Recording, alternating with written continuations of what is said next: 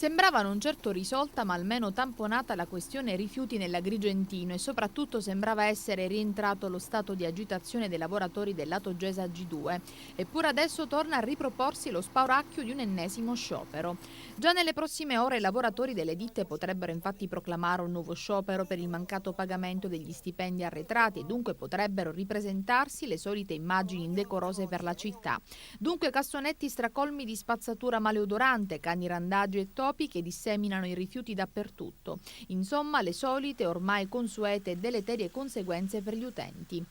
Per il segretario provinciale della FIT CISL di Agrigento, Nino Stella, le opzioni avanzate dai sindaci per risolvere definitivamente tutti i problemi legati al comparto sono tante, ma la più auspicabile è quella di gestire direttamente il servizio.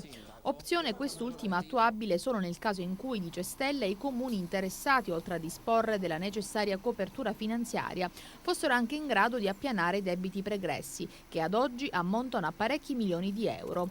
Secondo il segretario Stella si tratta di una strada che, oltre ad essere tortuosa e anacronistica, è anche la meno conveniente per gli stessi comuni.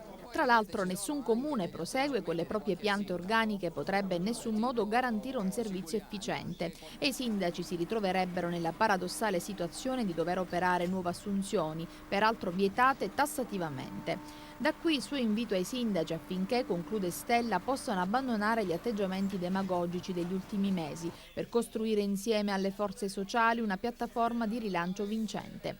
Il punto però su cui insiste maggiormente il sindacalista è quello legato all'assurdità, dice, di non rispettare i tempi di pagamento degli stipendi ai lavoratori, che poi sono costretti a far sentire la propria voce attraverso lo sciopero.